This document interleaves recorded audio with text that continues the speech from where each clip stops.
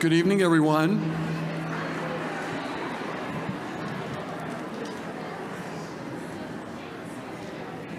Thank you so much for being here, and welcome. My name is David Jordan. I have the honor of being one of the pastors here at First Baptist Church of Decatur. We are thrilled to be hosting this amazing event tonight. We're so thankful for each of you. We are parents and grandparents, regular people, children of all ages, all enthralled by Misty Copeland. And so together we have a great treat in store. As a church in Decatur, we're thankful to be a part of this larger community, and we're always thankful for the Georgia Center for the Book. And Joe Davich is going to be coming in just a moment and giving some instructions about other events that are going to be taking place. Before we do that, though, some practical things. There are restrooms, men's and women's restrooms at the bottom of the stairs behind you. So if at any point during the evening, if you need to use the facilities, you can access them that way. We're so glad that you're here. We're so thankful for those of you wearing masks. We appreciate that. They are recommended but not required. So we appreciate your honoring the safety of others. And welcome, and let us enjoy this evening together.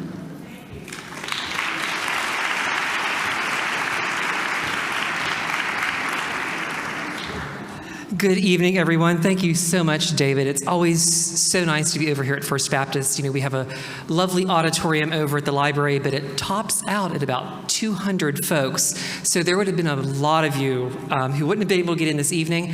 And the relationship that we've had with First Baptist started about 14 years ago. So for the past 14 years, we've been really able to do some large-scale programs and to allow as many readers and fans in as possible. So you can't do these things alone. Of course, I would like to thank Grand Central Publishing and Brave and Kind Books, local independent bookstore here tonight. They have signed copies. They are Black-owned and mom-operated, so do support your local businesses as well. Would like to thank Rise City Dance, who are sitting behind me right now, for the wonderful presentation. Once again, please stick around for a few minutes right after we finish. DeKalb School of the Arts will also be performing for you all to kind of send us out on a high note to enjoy the holiday season. Just a few things. No flash photography and no recording. We want to be very, very respectful to our guests here this evening.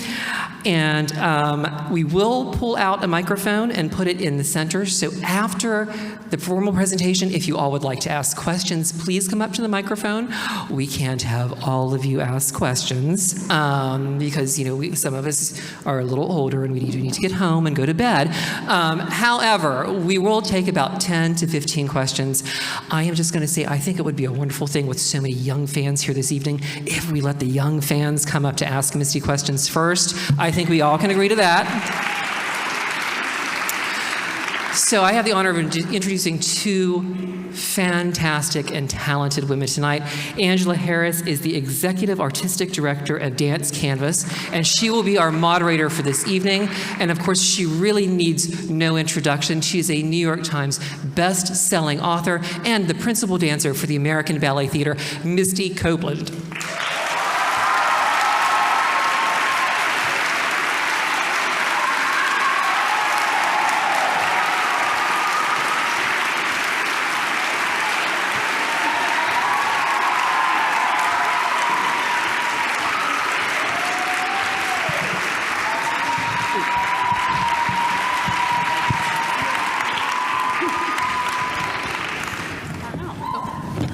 Hello, I didn't know that they were going to be behind me. I love this. Hi, y'all. Hi. Welcome, and thank you, Joe. Thank you so much for the introduction. We are thrilled to be here today. I'm thrilled to be here. So am I. And to have a conversation with Misty Copeland. We are thrilled to welcome you to the Atlanta area. Thank you so much.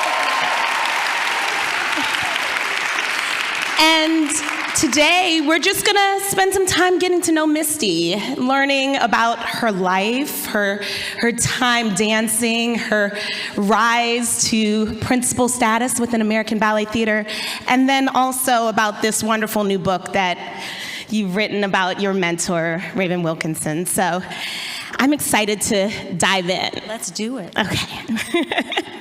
So, Misty, for our audience members who might not be as familiar with your background and how you started in ballet or how ballet found you, can you tell us a little bit about that? Yeah. So I was actually born in Kansas City, Missouri. We got some people in the house. And my mother moved to Los Angeles when I was just 2 years old. And with me and my 3 siblings. She was a professional cheerleader for the Kansas City Chiefs. She loved to dance, but it was more because she loved football that she became a professional cheerleader. But I guess that's where like the root of my love of music and dance movement came from, was my mom like dancing around the house and music being like this constant, I think, form of like connection and communication between me and my family. Verbal communication was not our strength, and so movement and music was that way for us to all connect. But once we got to California, there was a lot of chaos in my upbringing in the household. My mom married 4 times, and we ended up with six kids, and she pretty much raised us on her own as a single mom. So naturally, we went to the Boys and Girls Club, the community center, and that was across the street from my middle school and high school, and it was a place for us to be while my mother was working several jobs, and it was there that I was discovered by the local ballet teacher who was looking for more diverse students who wouldn't have the opportunity or access to classical ballet, and she was looking to bring them into her school on full scholarship. So I was 13 years old. I was literally forced into taking this ballet class, and it was on a basketball court. I was in gym clothes and socks, and I didn't fall in love with it immediately. I was actually, I think 6 months, maybe a couple months prior to me discovering ballet, I had just been named captain of the dance team at my middle school, which was a huge deal because I was so introverted, and it was not something that my family thought I could ever do because I didn't even want to speak in public, let alone be on a stage in front of people performing. But it just became something that I needed to do. It became a way of me communicating and expressing myself in a way that worked for me. And I guess the rest is history. I love it. What about ballet, especially, drew you in and kept you there? Yeah, I think that there were so many things that I was missing in my life that ballet fulfilled that need. First of all, I was constantly looking for a place to belong and feel like I was a part of something that was bigger than myself. And all of the things that made me different, or I don't know, I felt awkward and ugly and like I didn't fit in. I had these massive feet and these long skinny legs and this tiny little peanut head, and all of these qualities were perfect for ballet. And I was beautiful when I entered the ballet studio. And it was also, the first time that I felt comfortable in my skin. I felt like it was something for me that I wasn't sharing with my 5 siblings. It was something that made me feel beautiful, and that all of my unique qualities and assets were accepted and a strength. I love that. And the feeling of acceptance and the love of ballet led you to American Ballet Theatre, which is a fabulous company. What did you love about that company in particular as you started to dance within it? Yeah, it's a great question because, as a minority, as a woman of color, as a Black woman in particular, it's hard to find a company that has dancers that reflect you, that you can relate to, you can see yourselves through, and something that my first ballet teacher, Cynthia Bradley, was so great at. She was a white, very eclectic Jewish woman. She was actually the lead singer of like a punk band before she started her ballet school. She was a very unique woman, but she always made me feel like this was a place that I could thrive in, like the ballet world was a place I could thrive in. And she made it clear that from the moment I started training with her, she was introducing me to American Ballet Theatre and their history and their background. Because of all of the top elite ballet companies in the world, American Ballet Theatre has always been one that was very diverse in terms of dancers that come from all over the world.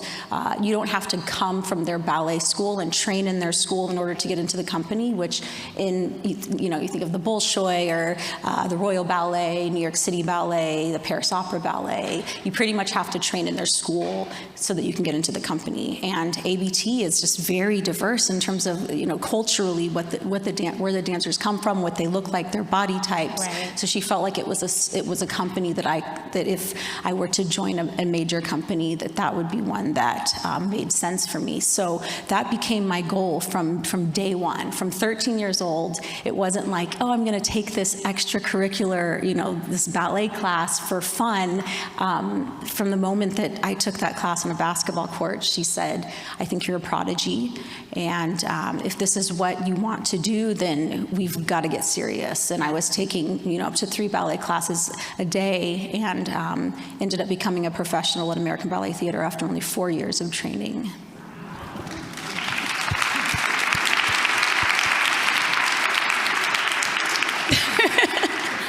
So for those of you that might not know, 4 years of training is extraordinarily short amount of time to go from never having had a ballet class to becoming a professional ballet dancer, especially with American Ballet Theatre. So congratulations on that. What I love hearing is your love of ballet, because it's my love too. I see all the beauty in it. I see the magic that happens when you step out in front of the lights and on stage, and all of the beauty that's in the art form. And I love that we led with that, because that's the driving force, right? That's what keeps you in it. But one of the things that you mentioned is that your teacher was very clear that she was going to help you find a diverse company, and a company that celebrated differences and reflected the community. Can you tell us a little bit, especially for audience members that may not be in the ballet world, what are some of the challenges in the ballet world when it comes to diversity?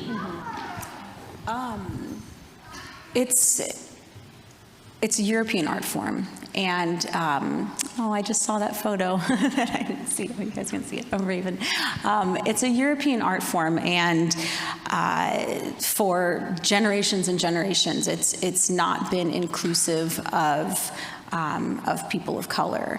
It's really interesting, because in terms of body types, I feel like there's been such an evolution, not for the best necessarily, but in terms of body types, I feel like it's changed a lot over the course of, from the time, you think about these Degas paintings and what the women looked like in those paintings, and they did not look like the ballerinas of today, or even of, 30, 40 years ago. I think about George Balanchine, who really changed the aesthetic of what ballerinas looked like. And it was really in that time of, the 60s, and you think about Twiggy and these supermodels of that time, and that was really what the ballerinas ended up looking like. And I feel like today, that's the imagery that we think of when we think of a ballet dancer. You think of a very thin, frail white woman.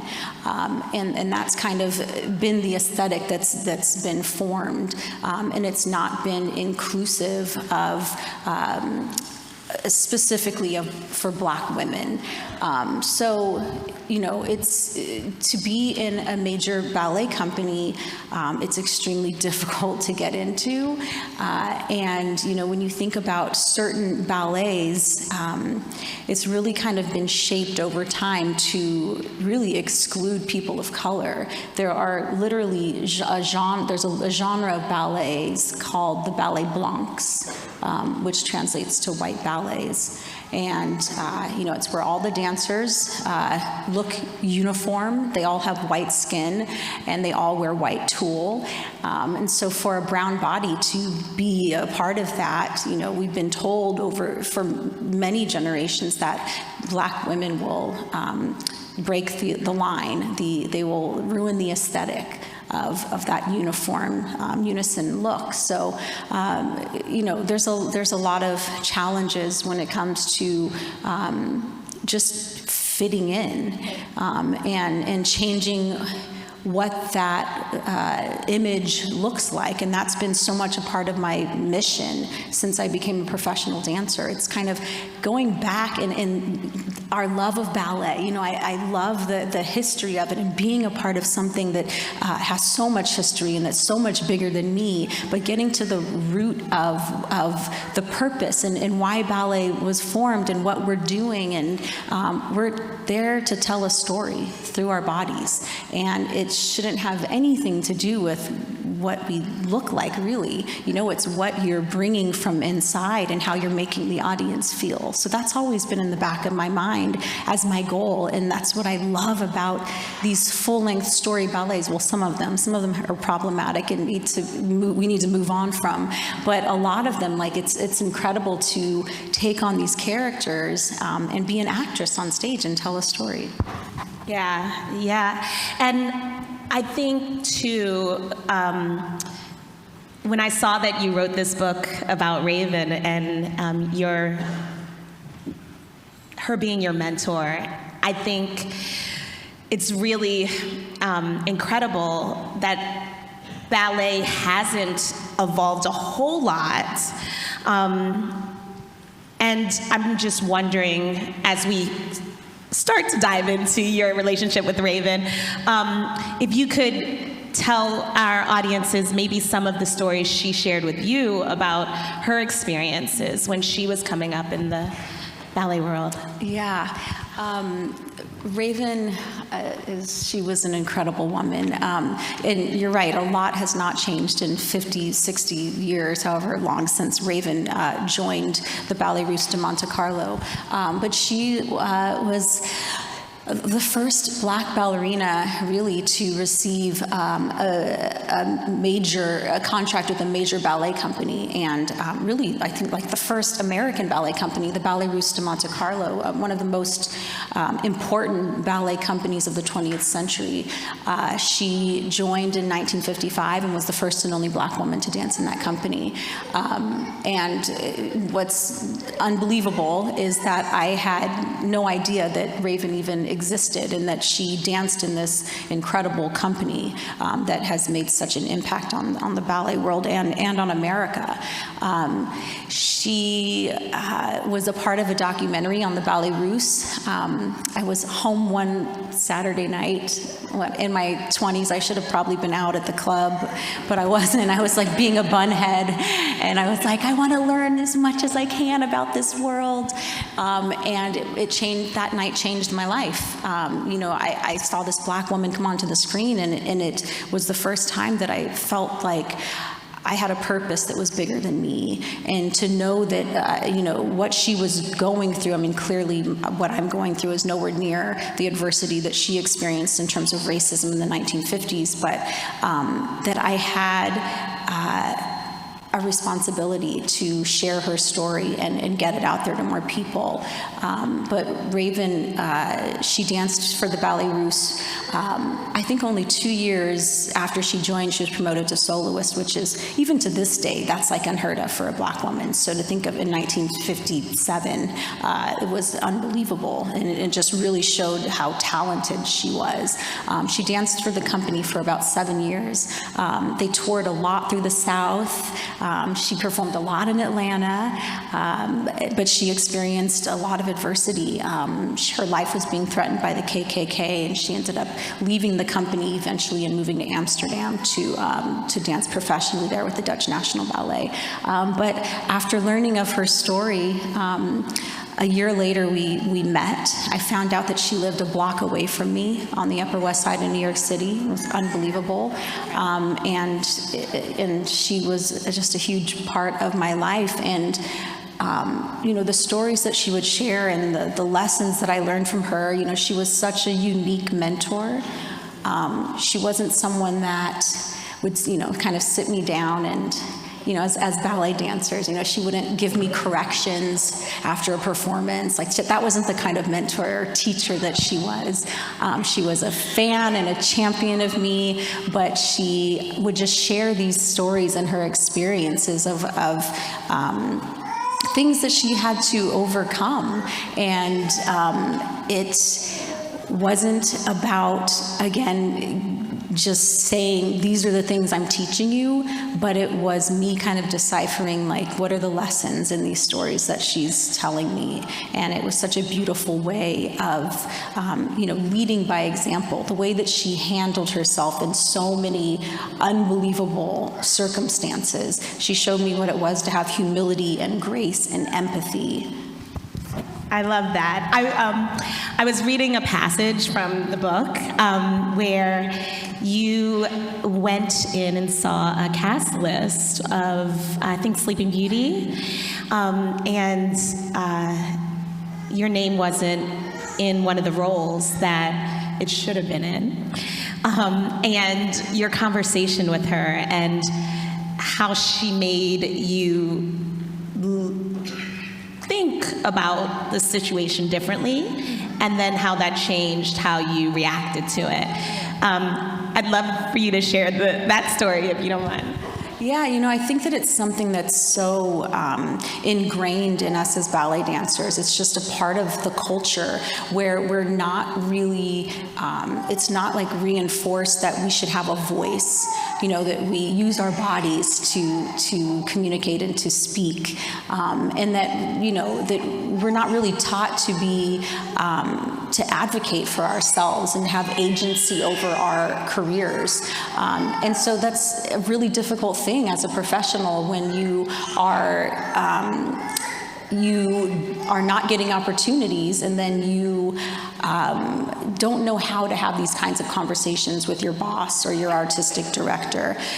So yes, I had been a soloist in the company, and as a soloist, you typically are cast in soloist roles. You are no longer in the corps de ballet. You are not yet a principal dancer, but there's a role of Princess Florine in The Sleeping Beauty, which she dances the pas de deux with the bluebird. That's the famous bluebird pas de deux. And all of the soloists in the company were cast in this role except for me. And it was just really shocking because I had done comparable roles in other classical works. And, typically I would say to myself, there must be something wrong. I must not be talented enough. I must not have the right look or whatever it is they're looking for, and then not say anything and just hold it all in.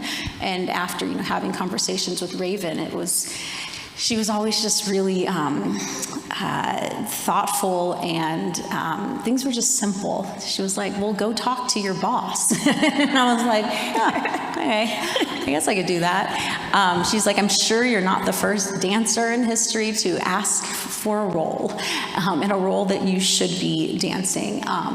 But one of the more, I don't know if it was shocking, but to go into Kevin McKenzie, the artistic director of American Ballet Theatre's office, and for him to not even realize that, he thought I was cast, and he actually thought I had performed the role before, which was shocking, and was like, no, I've never danced this part, never even learned the role, and he was like, oh, well, it's just an oversight. And I feel like that's, it was kind of like, well, how many oversights have there been throughout the course of my career? And it's just so fascinating that, Black dancers are told that we don't fit in, we stand out too much, but at the same time, we're not seen or heard. It was just one of those moments where I realized just how important it was for me to have a voice and for me to stand up for myself. And it was so simple in the way that Raven just kind of coached me and pushed me to do that, to be an adult and stand up for myself. I love to hear that too, especially with so many young artists in the room, because I think in our ballet training we spend so much time not talking. We're at the bar, we're getting choreography put onto us.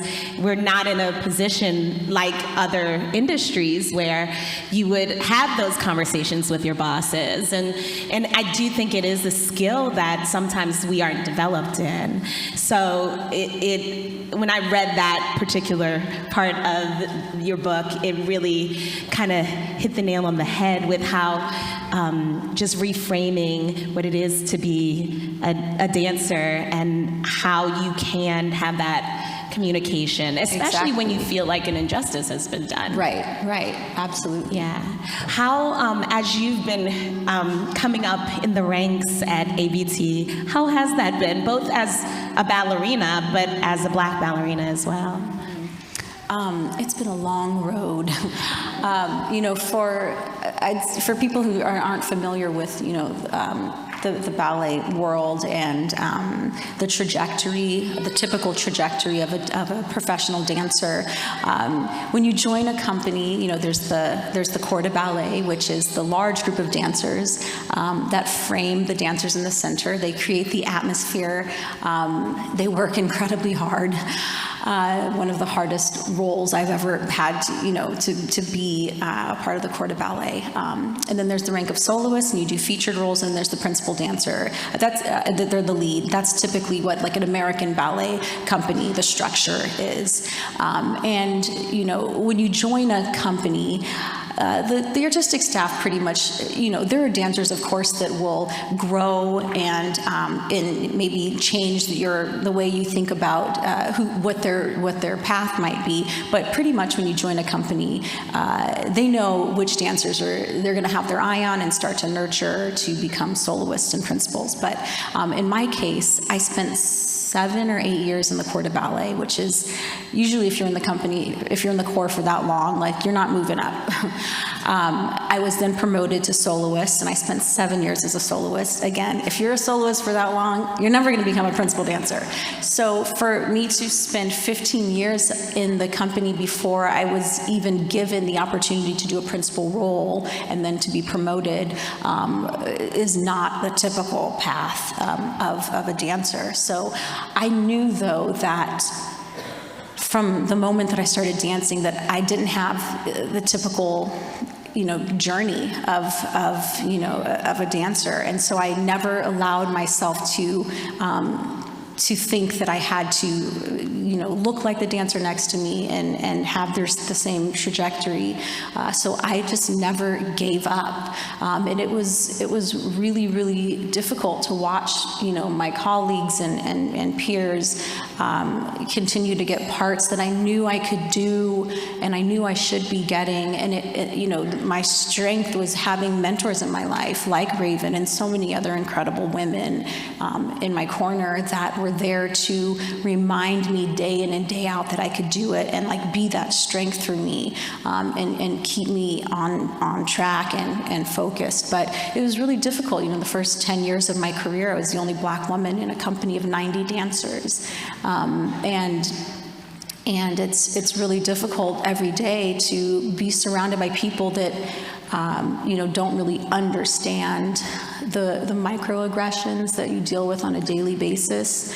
And when I say that, a lot of dancers of color have to work harder, it's not necessarily the work that you're doing in the studio. It's the, day in and day out what you're dealing with, just by not feeling like you have support, or people not understanding what you're dealing with on your way to the studio, that you're not coming in and it's just a whole different standard. But I've had a unique path, and I just I think it's a great example for so many dancers that don't feel like they fit the mold, to keep striving, and have a goal in mind and work towards that goal, and make sure you have support around you. I love that. And you mentioned that now there are other Black ballerinas in ABT, which wasn't the case when you were coming up through it. And with this idea of mentorship, how has your role changed within the company, or even just in the ballet world in general, as you are principal dancer? You're Misty Copeland. How do you feel that has affected both you and the industry? Yeah, it's really interesting, because I feel like, initially when I started working with my manager about 10 years ago, and I started to really develop, a name for myself, and bring ballet to people in a way that was special to me. It wasn't so much about the ballet industry, like understanding. In the beginning, when I was getting endorsement deals with Under Armour and Seiko and Barbie, even all of these things, the ballet world didn't really get it. They felt like it was a distraction. They didn't understand, they felt like maybe it was taking away from the work that I was doing in the studio, which that was the first thing with every partnership that I have, and my manager has learned along the way, because she doesn't come from the ballet world, was that ballet was first and foremost. Like, if I had a photo shoot on my one day off, for those of you who don't know, like, in these shoots you start at like 6 a.m. and I'm like, sorry, I have ballet class, we got to start at 11 or whatever time. Like, that was always my first priority. But it's been a huge, it's taken a long time for the ballet world to catch up to what it was I was doing and why. All of the opportunities that I've taken, it's like my mission and my goal has always been to bring ballet to more people, to bring more diversity into the ballet world. And they've it's taken them time, but they understand now that I'm in this position. But I feel like at this point, you're talking about like how there are more dancers of color in the company and in companies all over the world. And I really feel like at this point, it's about me supporting these dancers and giving them an opportunity to have a voice, especially after the last 3 years, I don't know if it's post-pandemic yet, but after, pandemic-wise and the murder of George Floyd, it's really been important for us to lift up Black dancers, and for them to be able to speak about what it is that they experience day in and day out. And I feel like we're in such a different place than I could have ever imagined in the ballet community. Like, more progress has been made in the last 3 years than I've seen in the 25 years I've been a part of the ballet world. Yeah.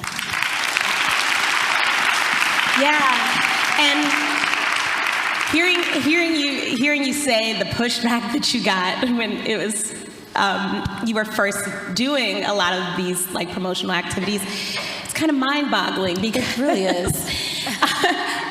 I hope they see the dollars that came in because of it. But the more people that are exposed to the art form, the more audiences are going to be in this Exactly. And the more people that can see themselves on stage, the more people will come to the ballet. So I think the visibility that you have through the conscious work that you've been doing in terms of promotion and also getting out there definitely does open up the ballet world to people who might not have taken a look before. Yeah, and it's like, it seems so obvious, but it's like I literally had to be cast in a principal role, put on the stage, and then have me and my manager literally doing all of the work to bring awareness to these performances, especially to the Black community, because that's not what ABT was doing. And for them to then see, once we had done all that work, years and years of work that I'm so proud of, with my first performance of The Firebird in New York City at the Metropolitan Opera House, it was the first time that they saw the Met almost full of Black and brown people and young people, and sold out shows, and then it was like, oh, that's what this means. And it's like,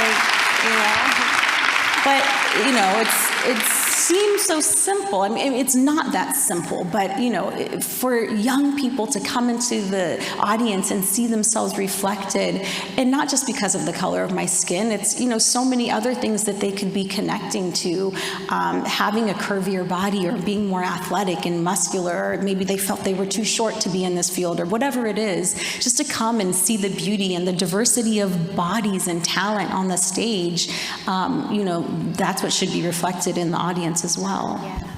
Yeah. And that's the only way the art form continues. Exactly.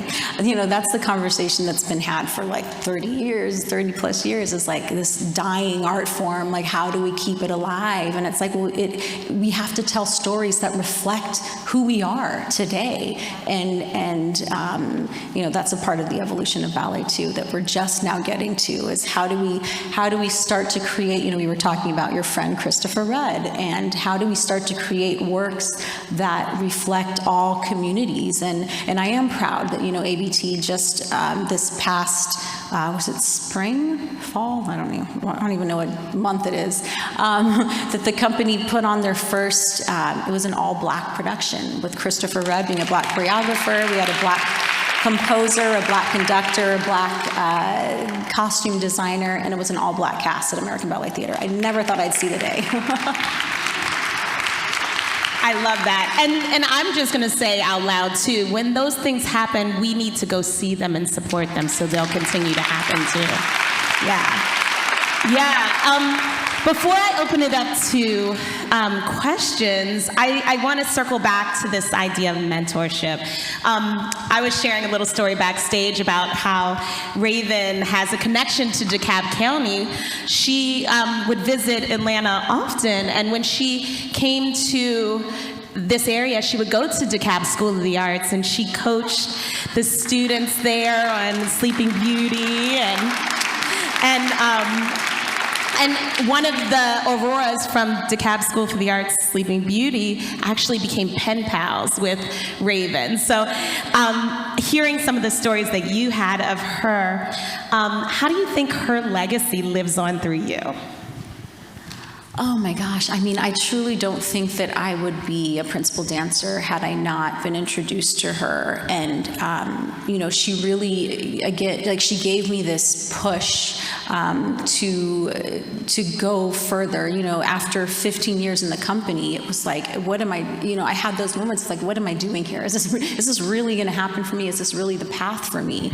And Raven made me understand, like, the importance of carrying on her legacy, but not just hers. Like, the reason the book is called The Wind at My Back is Raven would say that to me before every performance. She would leave a voicemail, or we would talk in person or on the phone, and she would say, whenever you're on the stage, let me be the wind at your back. And it wasn't just about her. It was like so many Black dancers that have come before me who are on the stage with me, like pushing me forward.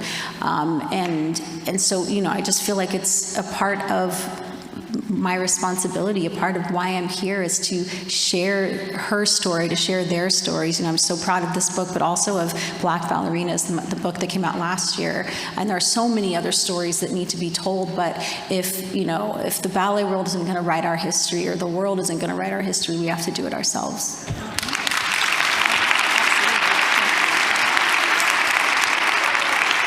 So one last question. If you were looking back, or actually if you're looking out at these lovely young people all in the audience, and you were giving them a piece of advice, especially young Black ballet dancers that might want to pursue this field and a career in it, what would your advice be? Yeah, I think in general, no matter what your background is or what community you come from, I think it's so important to know that you're on your own path and that you don't, it's so important not to compare yourself to other people. And what's so beautiful about, being surrounded by other dancers is learning from them. That's something that it took me many years to understand. And it took many injuries of being like out of the studio and wanting to be back in it. But looking around me and thinking like, oh my gosh, there's so much beauty and there's so much stuff to learn from the dancers next to me. But it's really important just to know that there's so much power in being yourself and being a unique individual, and knowing that it's not a weakness by having to ask for help or guidance or support. That has been my biggest strength, is having amazing support in my life, and amazing, especially women that have been behind me every step of the way. I love it. I love it. So now it's your turn to ask questions. So Joe's coming up with the mic. And let's say if you have a question that you would like to ask Misty, if you can just get in a line behind the mic here. Oh my goodness. I love seeing all these little ones.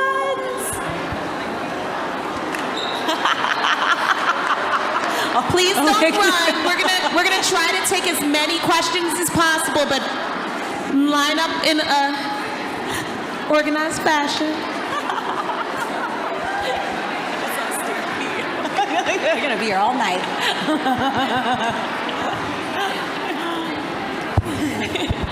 Okay, there we go. Okay, folks, that may be a little too many. Just, we do need to get Misty back home at a reasonable hour. So let's start with about 10. So everyone behind the lady with the glasses on top of her head, wave, wave, wave, wave, wave. Just go ahead and maybe just sit down behind her gently, gently. Sit down behind her, and we'll see if we can get to those, okay? No, sorry.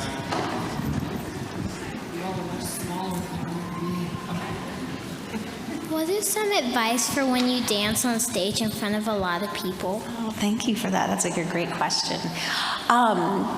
I think it's so important to remember what it is you're doing and why you're doing it. I think that often we get so carried away and we think about who's in the audience and maybe what people are thinking or anticipating something bad that might happen.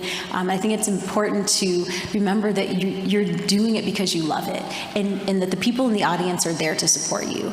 Remembering that they're there to be entertained. They're not coming to, wait for someone to fall or make a mistake, but that, it's important just to remember why you're performing and why you're on stage. Yeah. Thank you. Hello. Hold on a second. Okay. I'm a ballerina right now, so is there any advice to be a good ballerina just like you?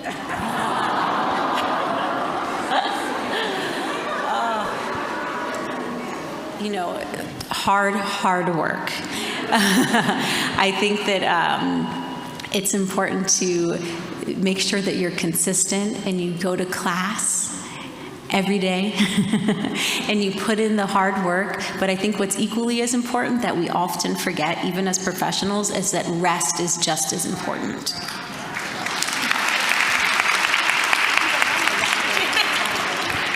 Hi. Did you really perform Coppelia? Yes, I did. Coppelia is one of my favorite ballets because of the incredible story. I love story ballets that have so many layers to it and that are so much fun and that have like different types of dancing. And Coppelia is just like such a cool ballet for kids. What is that? Is that Bunhead you're holding that has the story of Coppelia in it? Very cool.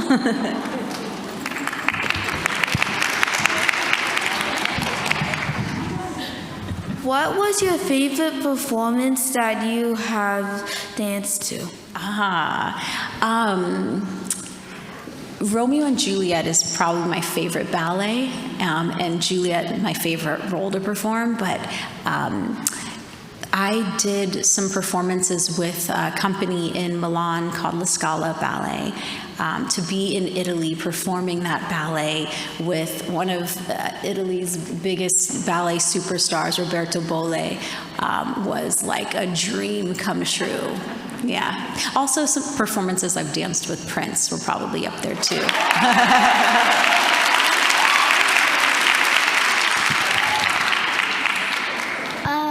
Okay, so how long did it take you to write the book? And also, like, off the top of your head, do you know how many ballets you've performed in? What was the first question? How long did it take you to write the book? To write a book. The books happen so fast when you've got a publisher that's pushing you. This book, this book probably took me like 8 or 9 months. I finished it a week after I gave birth to my son, which was really crazy to be. Yeah. And it's his 8-month birthday. Yes, today is his 8-month birthday. How many ballets have I performed in? Oh my goodness, I can't count. Over 50 for sure. Yeah. Thank you. What would you tell yourself if you ever thought of giving up? Well, I've had to tell myself in times when I have thought of giving up, is remembering again, like why I do this.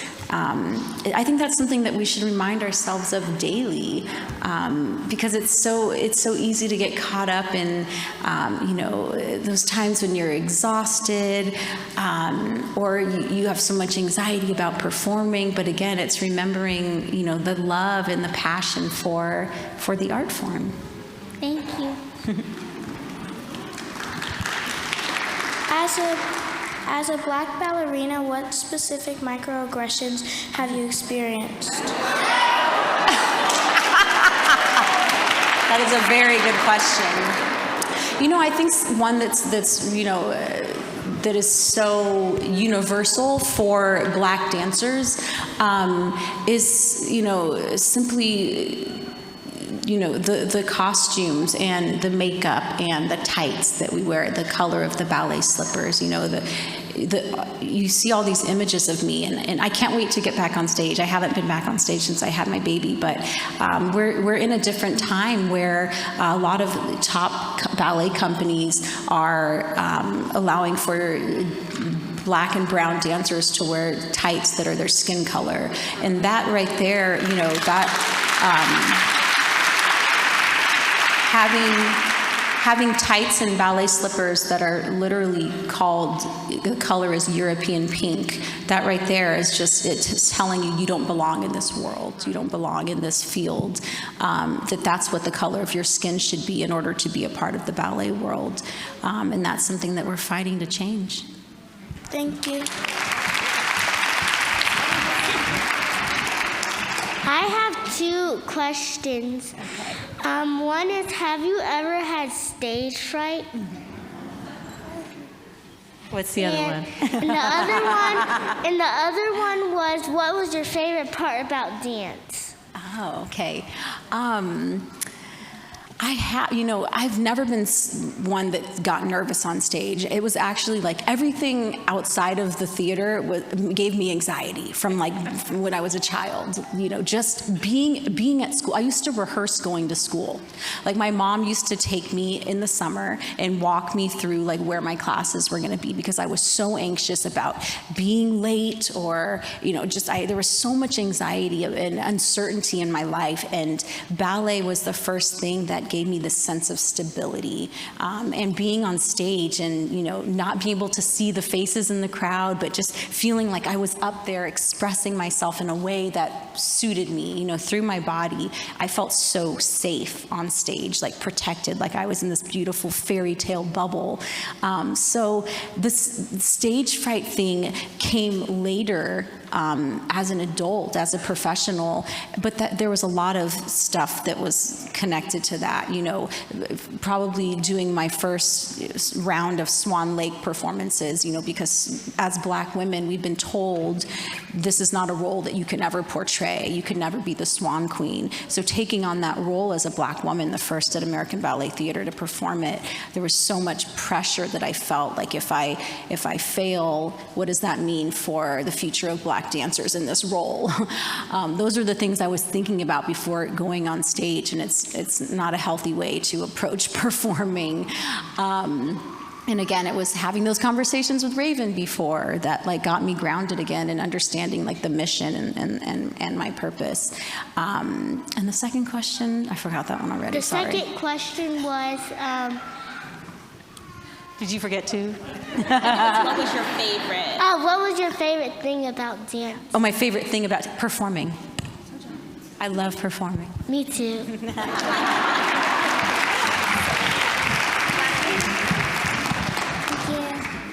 Hi. Hi. So before you go on stage, is there anything that you tell yourself to maybe calm you down?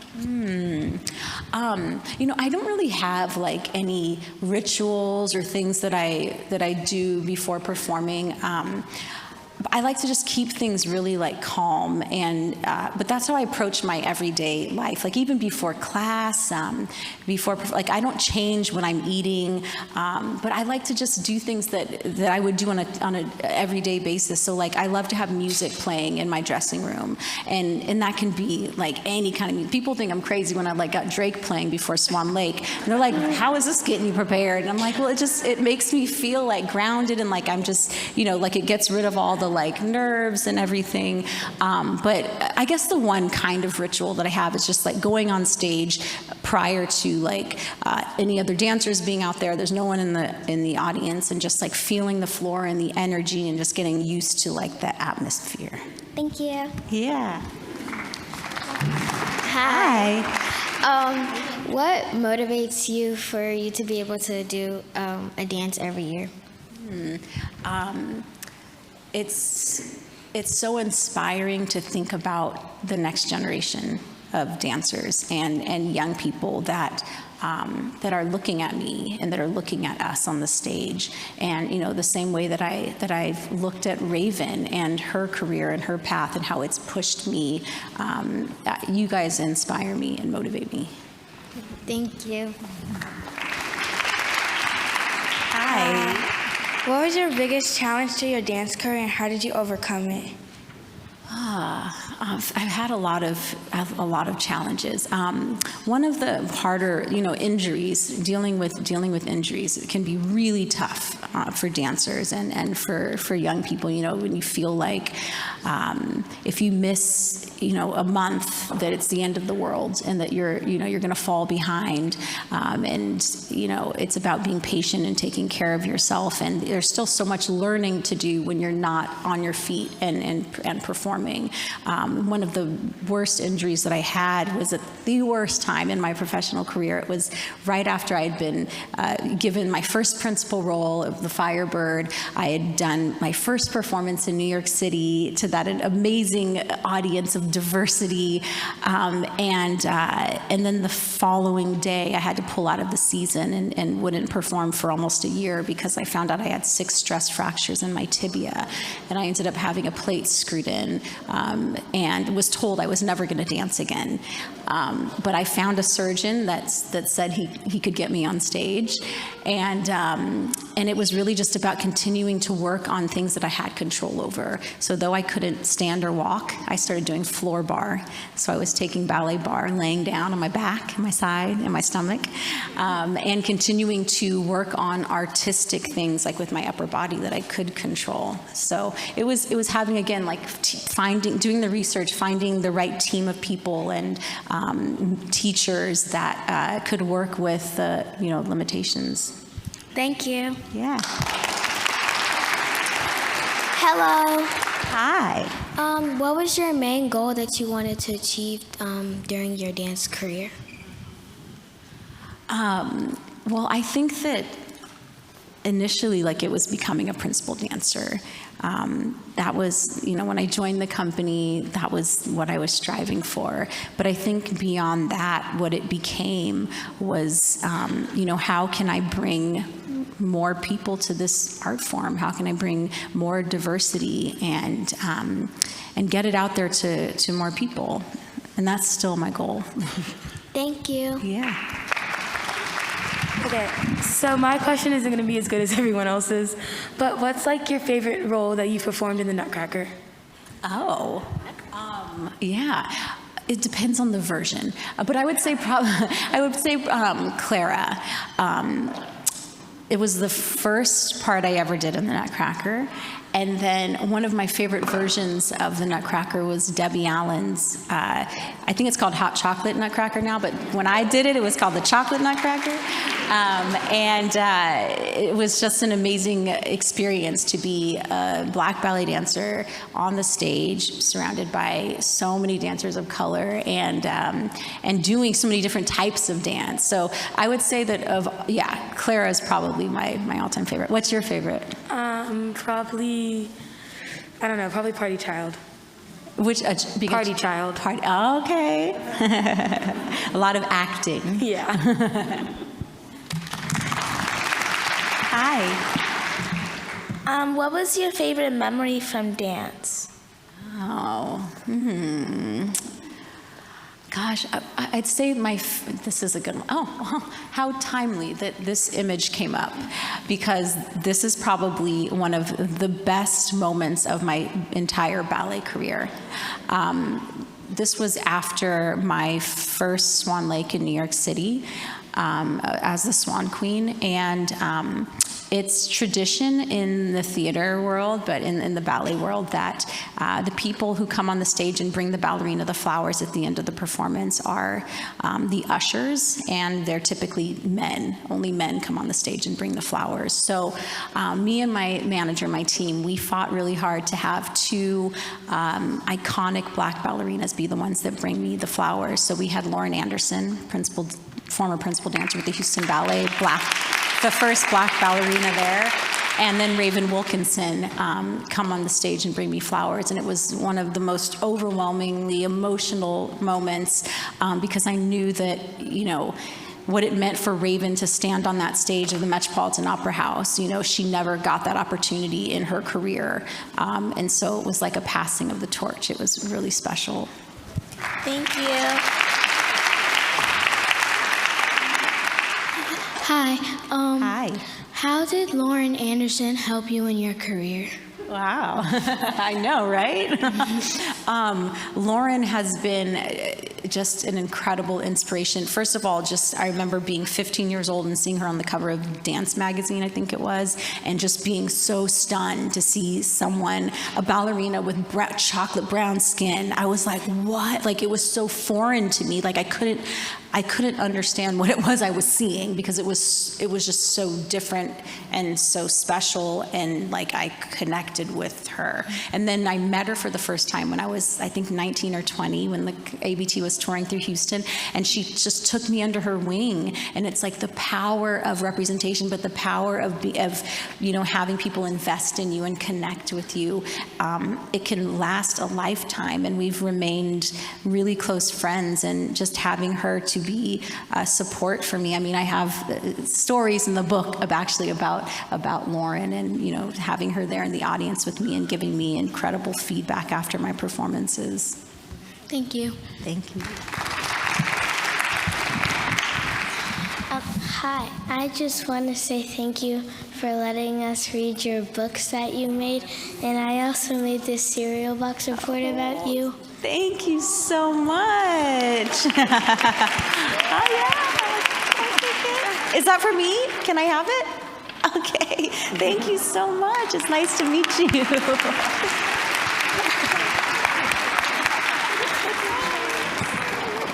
Oh, my gosh. Oh, is this you? Look at that leg. Hi, Misty. Hi. Such an honor to talk to you tonight. Thank you for being here. We went to D.C. in February 2020 to see you dance Giselle at the Kennedy Center. And unfortunately, you were injured. I don't know because I was injured and I didn't do that. And Skylar Brandt danced it, and that was lovely. But the question probably that everybody has is, when are we going to see you back on the stage? That's like one of the toughest things as a performer is dealing with injury and like the disappointment of all the people that come. And I just want to thank you for supporting me and supporting the company and being there. My plan is to be back on stage in the fall, winter of 2023. So, Thank you. thank you.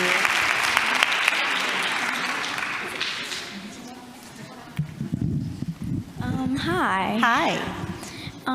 So I have one question for you. How did it feel to know that you're one of the best ballerinas in the company? Well, I don't think of myself in that way. I don't, you know, I think something that's so incredible about ballet and that, you know, it's not a sport. Yes, we are athletes, but we aren't competing. You know, there's not like a prize for the best ballet dancer. You know, we're all just trying our best and putting our best foot forward and trying to make an impression on the audience. And so I just feel so privileged to even have the opportunity to do that. Okay. Thank you. Thank you. Hi. Hi. I have a question. It's have you ever been treated differently because of the color of your skin in dance at a company? Yeah, I mean, yes. Yeah, you know, especially in the beginning of my career, it was really difficult. Again, just being young, you know, fresh out of high school, I moved to New York City, and to not have people around me who really understood my journey, understood what it was to be a Black woman. There definitely were times, you know, I don't know, I think about this article that came out in the New York Times called "Where Are All the Black Swans?" And I remember for the first time feeling like heard and seen by someone, you know, that was talking about these issues, and then to walk into American Ballet Theatre and have no one understand what this article meant and feel like it wasn't even relevant was really heartbreaking. And it's just taken time, you know, for me to connect with people on a human level and have real conversations with people about these issues, and get them to understand where I'm coming from, even if it's not their experience. Thank you. Oh, I'm glad we're in a church. I had to say a prayer before I did that.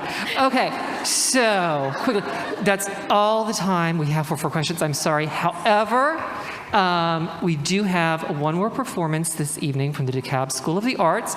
So if everyone just stay seated. Actually, if everybody who's here, if y'all want to come and get a better view and just sit around up here, since you're young and you can get down on the floor and get back up from it, that is perfectly fine. Ladies, do you all kind of want to get ready? Folks, could I get some help to get the chairs? Misty, do you want to stick around for this one? Yes, I do. Absolutely. Okay. Thank you all so much for coming. Thank you, Misty. Thank you.